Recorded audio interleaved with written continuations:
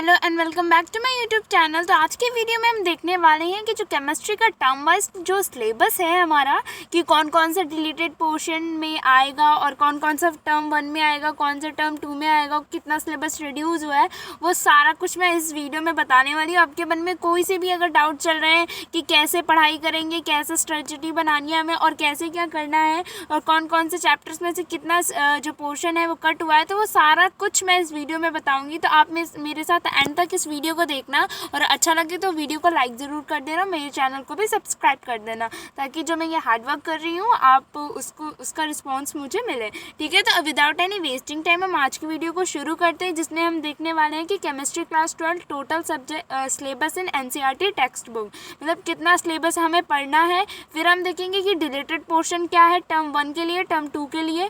ठीक है, फिर हम देखेंगे कि टर्म 1 में कितना सिलेबस आने वाला है। ठीक है, तो विदाउट एनी वेस्टिंग टाइम हम अपनी वीडियो को स्टार्ट करते हैं। ठीक है, तो यूनिट 1 में जो सॉलिड स्टेट है ना, तो सॉलिड स्टेट वाला चैप्टर है यूनिट 1।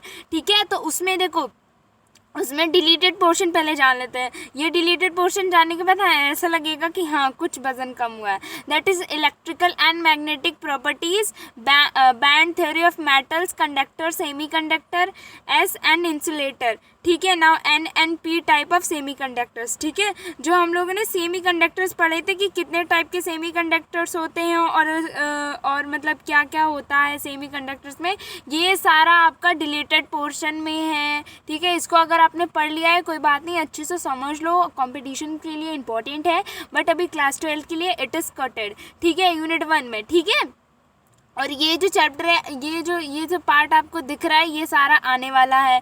ठीक है, ये सारी चीज़ें आने वाली हैं। नाउ अब हम देख लेते हैं कि टर्म 1 में कितना सिलेबस आएगा। तो क्लासिफिकेशन ऑफ सॉलिड्स, ठीक है, बेस्ड ऑन डिफरेंट बाइंडिंग, ये इसको आप रीड कर लो। ये यूनिट 1 किसका, सॉलिड स्टेट्स का, ये चीज़ें टर्म 1 में आएंगी, ये आपके लिए बहुत ज़्यादा इंपॉर्टेंट है। जैसे कि difference between crystalline amorphous solids, then unit cell का डायमेंशन एंड 3 डायमेंशनल लैटिक्स क्या होता है, कैलकुलेशन ऑफ डेंसिटी क्या होती है, इन पैकेजिंग सॉलिड्स वॉइड्स क्या होते हैं, और पॉइंट डिफेक्ट तक आपका आएगा। उसके बाद जो मैग्नेटिक और सेमी कंडक्टर वाला पोर्शन है वो मैंने नहीं पढ़ाया था अपनी वीडियो में, और वो पोर्शन भी कटेड है। ठीक है, तो अगर किसी को केमिस्ट्री का 1 चैप्टर का क्विक रिवीजन चाहिए तो मैंने अपनी वीडियो बना रखी है, आप वहाँ से जाके देख सकते हो।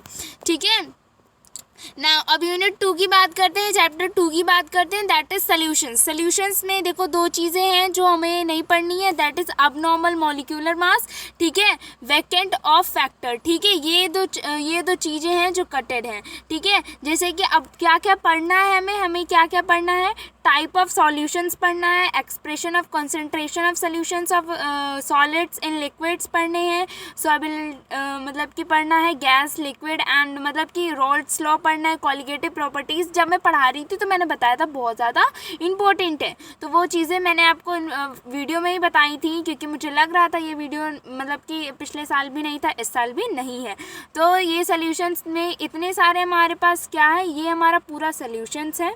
ठीक है, मतलब कि हर एक हेडिंग है जो हमारे चैप्टर के बीच में दी हुई है, साइड में दी हुई है, नीचे दी गई है। तो टाइप ऑफ सॉलिड्स, एक्सप्रेशन, ये सारा हमारा इतनी हेडिंगों से हमारा चैप्टर बना है। बट इससे हमें देखो ये चीज़ जो है ना, ये हमें नहीं पढ़नी है, और इतनी चीज़ें हमें पढ़नी है जो हमारे सिलेबस में आने वाली हैं। तो काम की बात मैं बता रही हूँ, इस चीज़ को देख लो, इस चीज़ को देख लो, क्या पढ़ना है क्या नहीं पढ़ना है, ये बहुत ज़्यादा इंपॉर्टेंट होने वाली है। यूट्यूब पर कहीं और नहीं बताई जाएगी, सिर्फ मैं बता रही हूँ। ठीक है, नाउ अब यूनिट 7, ये टर्म 1 का मैं बता रही हूँ आपको। टर्म 1 में कौन कौन से चैप्टर्स जो हैं वो बहुत ज़्यादा इंपॉर्टेंट है जो आने वाले हैं। ठीक है, यूनिट 7 में पी ब्लॉक एलिमेंट। ठीक है, तो पी ब्लॉक जो एलिमेंट वाला चैप्टर है वो बहुत बड़ा है, ये आप सभी को पता है कि जो पी ब्लॉक वाला चैप्टर है वो बहुत बड़ा है। ठीक है, तो देखो पी ब्लॉक एलिमेंट्स में ग्रुप ऑफ एलिमेंट्स हो गया, ये सारी चीज़ें हैं जिनसे मिलके हमारा चैप्टर बना। देख रहे हो कि आप हेडिंग्स देख रहे हो, इतनी ज़्यादा हैं, इतनी ज़्यादा, मतलब कि उसमें 2 ग्रुप की बात करते हैं ना, 15th ग्रुप की, 16th और 17th 18th, ये सारे किस में आते हैं, पी ब्लॉक एलिमेंट्स में आते हैं, तो हम उन सब की बात करते हैं। ठीक है, अब देख लो, इतना सारा देख के घबरा मत जाना, वैसे चैप्टर तो ईजी है। नाउ अब हम क्या देखते हैं, कितना चैप्टर हमारे लिए कट है, क्योंकि कट वाला याद होता है ना तो ये लगता है कि हाँ इतना नहीं पढ़ना है, ठीक है, तो वो माइंड जल्दी हमारा कवर अप करता है। Then oxides of nitrogen, phosphorus, allotropic forms of compounds of phosphorus preparation and properties of phosphides, then aldehydes and oxides, ठीक है, ऑक्सा एसिड्स। ये सारे चैप्टर, ये जो हेडिंग्स हैं ये आपको नहीं पढ़नी है, सारी डिलीटेड पोर्शन में है। पढ़ना क्या है, पढ़ना क्या है, देखो ग्रुप नंबर 15 में जो एलिमेंट्स है जैसे जर्नल इंट्रोडक्शन हो गया, इलेक्ट्रॉनिक कन्फिग्रेशन हो गया, अकरेंस है, उनके ऑक्सीडेशन स्टेट है, trait in physical and chemical है, प्रॉपर्टीज़ हैं उनकी, उनका नेचर कैसा है, फिर फिजिकल प्रॉपर्टीज़ क्या है, केमिकल प्रॉपर्टीज़, ये सारी आपको पढ़नी है। देखो यहाँ पे बताया भी है। 16 में भी आपको यही सब पढ़ना है, sulphuric acid properties and uses, oxoacid and of sulphur, ठीक है, ये सारी ये चीज़ें आपको ग्रुप नंबर 16 में पढ़नी है, ठीक है। ग्रुप नंबर 17 में उसकी जो आता है, हाइड्रोक्लोरिक एसिड की इंपॉर्टेंस क्या है, उनके यूजेस क्या है, प्रिपरेशन क्या है, उनके स्टेट क्या है, ये सारी चीज़ें आपको पढ़नी है। ग्रुप 18 में भी यही पढ़ना है, journal introduction, electronic configuration, occurrence, trend in physical and chemical properties, uses, ठीक है, ये सारी चीज़ें आपको इस चैप्टर में जो टर्म 1 में पूछी जाने वाली है, बहुत ज़्यादा इंपॉर्टेंट चीज़ मैं बता रही हूँ आप लोगों को, चाहे तो आप स्क्रीनशॉट भी ले सकते हो, ठीक है, ये सारी चीज़ें आपको टर्म 1 में पूछी जाने वाली हैं। नाउ यूनिट 10 की बात करते हैं, हैलोजेंस एंड एल्कोरेंस, ठीक है, तो इसमें देखो ये चैप्टर थोड़ा सा छोटा है, आपको हेडिंग देख के ही लग रहा होगा, बाकी कौन कौन सी जो चीज़ें हैं वो कटेड है, इसको आप एक बार रीड कर लेना। यूनिट 10 ये जो सिलेबस है पूरा, ये इसको आप रीड कर लेना, आपको खुद पता चल जाएगा कितना रिड्यूस्ड हुआ है कितना नहीं, ठीक है, वैसे तो 30% रिड्यूस हुआ है। देन ये चीज़ें जो है ये आपके पोर्शन से हटा दी गई है। क्या है वो, uses and environmental effects of dichloromethane, ठीक है, dichloromethane, then trichloromethane, tetrachloromethane, then iodoform फ्रिजर्टिन, देन DDT, ये सारी चीज़ें आपके सिलेबस से हटा दी गई है। नाउ बात आती है कि मैं एल्कोलेंस में, हेलोकेंस में और एलोवेंस में क्या पढ़ना है, तो nomenclature, nature of C and X bond, physical and chemical properties, optical rotation, ठीक है, ये सारी चीज़ें आपको पढ़नी है। देन इसमें भी सेम चीज़ पढ़नी है, जैसे कि सब्स्टिट्यूशन रिएक्शन क्या होती है, ठीक है, direct influence of halogens in monosubstituted compounds only, ठीक है, तो ये सारी चीज़ें आपको इस चैप्टर में बहुत ध्यान से पढ़नी है, ये सारी चीज़ें कटेड है और ये सारी ये पूरा सिलेबस है आपका, ठीक है। नाउ ग्रुप नंबर 11 में अल्कोहल्स, फेनॉल्स एंड ईथर, ठीक है, इसमें क्या है, इसमें कटेड है, देखो uses with special reference, uses मतलब कि आपको जो नॉर्मल रिएक्शन यूजेस होंगे वो पढ़ने हैं, जो स्पेशल यूजेस हैं विद रेफरेंस वो आपको नहीं पढ़ना है। देखिए अल्कोहल में हमें मेनली क्या पढ़ना है, ज़्यादा बातें क्या पढ़नी है टर्म 1 के लिए, nomenclature, method of preparation, physical and chemical properties, ठीक है, then uses of methane and ethanol वाला जो पोर्शन है वो हमारा कटेड है। नाउ हमें क्या क्या पढ़ना है, फिजिकल एंड केमिकल प्रॉपर्टीज़ पढ़नी है, प्रिपरेशन पढ़ने है, identification of primary, secondary, tertiary alcohols, ठीक है, फिनॉल्स में क्या पढ़ना है, नॉमेनक्लेचर, यहाँ से यहाँ तक देख लो, ठीक है, देन ईथर में क्या पढ़ना है हमें, nomenclature, methods of preparation, physical and chemical properties, uses, ये मेनली ये तो आपको कॉमन सी बात हो है कि पता होना चाहिए अल्कोहल्स क्या होते हैं, कितने टाइप के होते हैं, कैसे बनते हैं, उनका इंपॉर्टेंस क्या है, उनका यूज़ क्या है, उनका बेनिफिट क्या है, उसका डिसएडवांटेज क्या है, ये सारी चीज़ें आपको पढ़नी है। उनका स्ट्रक्चर कैसा होता है, उनका नॉमेनक्लेचर मेथड कैसा होता है, उनका UPSC फॉर्मूला कैसा होता है, किन किन चीज़ों से मिलकर बना होता है, ठीक है, ये सारी चीज़ें आपको याद रखनी है, ये टर्म 1 में पूछी जाने वाली है।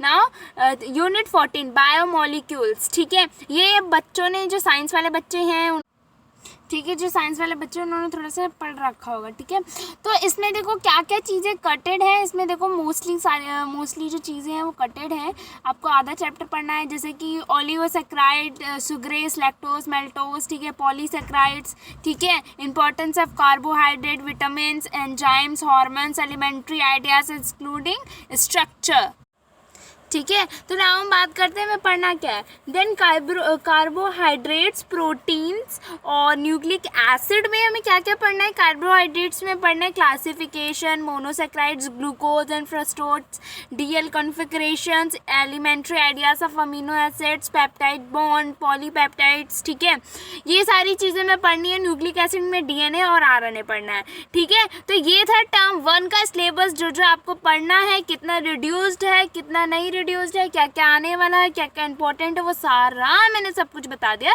ये टर्म 1 के लिए था जो भी था, ठीक है। नाउ प्रैक्टिकल की बात करें तो 15 मार्क्स का फिजिक्स में भी है, केमिस्ट्री में भी है। कैसे है, 4 मार्क्स का हमारा वॉल्यूमेट्रिक एनालिसिस होगा, सॉल्ट एनालिसिस मतलब सॉल्ट को पहचानने वाला, ठीक है। कंटेंट बेस्ड जो एक्सपेरिमेंट्स होते हैं वो 2 नंबर के होंगे। क्लास रिकॉर्ड जैसे कि क्लास टेस्ट हो गया, कॉपिंग हो गया, ये सारे चेक करके 5 मार्क्स के मिलेंगे, ठीक है। तो टोटल हमारा 15 नंबर का क्या है, प्रैक्टिकल है। कैसे है वो भी मैंने बता दिया ना। वॉल्यूमेट्रिक एनालिसिस क्या होता है, जो 4 मार्क्स का होगा उसमें देखो, उसमें होगा determine of concentration molarity of KMnOH NO4 solution by titrating its against the standard solution of oxalic acids, ferrous ammonia acid. Student will require to prepare a standard solution by weighting themselves, ठीक है। तो ये आपका क्वांटिमेट्रिक क्या हो जाएगा, matric analysis हो जाएगा। आपको एक आइडिया हो गया कि हाँ ये कैसे होगा और कौन कौन से टॉपिक पे होगा। तो यही 2 टॉपिक है जिस पे आपको होगा। देन सॉल्ट एनालिसिस में 4 मार्क्स का क्या हो जाएगा, डिटरमाइन 1 कैटायन एंड 1 एनायन, ठीक है। सॉल्ट एनालिसिस में कुछ ज़्यादा नहीं होता, आपको एक कैटायन बताना है, एक एनायन बताना है, ये मैंने आपको बता दिया है। नाउ कंटेंट बेस्ड एक्सपेरिमेंट्स क्या होंगे, क्रोमेटोग्राफी हो गया, separation of pigments from extract of leaves, ठीक है। जैसे लीव से पिगमेंट को बाहर निकालना बाय उस टेक्निक को क्या कहते हैं, determine the RF value separation constitute inorganic mixture containing 2 cation, ठीक है। कैटायन और एनायन को अलग अलग करना, ये सारी आपकी कंटेंट बेस्ड एक्सपेरिमेंट्स हैं, ठीक है। ये था टर्म 1 का सिलेबस जो मैंने आपको बता दिया है बहुत अच्छे से। उसके बाद भी अगर आपको कोई प्रॉब्लम हो तो आप मुझे कमेंट सेक्शन में पूछ सकते हो। और ये बहुत ज़्यादा इंपॉर्टेंट वीडियोज़ थी उन लोगों के लिए, आप यहाँ का स्क्रीनशॉट ले सकते हो। जैसे सॉलिड स्टेट्स में 10 नंबर का आएगा, सॉलिड स्टेट्स और सोल्यूशन दोनों को मिला के कितने नंबर का आ रहा है, 10 नंबर का आ रहा है। पी ब्लॉक एलिमेंट्स जो बहुत बड़ा चैप्टर है उससे 10 नंबर का आ रहा है, आप देख सकते हो, वेटेज देख सकते हो पी ब्लॉक एलिमेंट्स का। देन हैलोजेंस और ये इन तीनों को मिला के आ रहा है 15 नंबर का, ठीक है। कितने मार्क्स का आ रहा है, 15 नंबर का आ रहा है।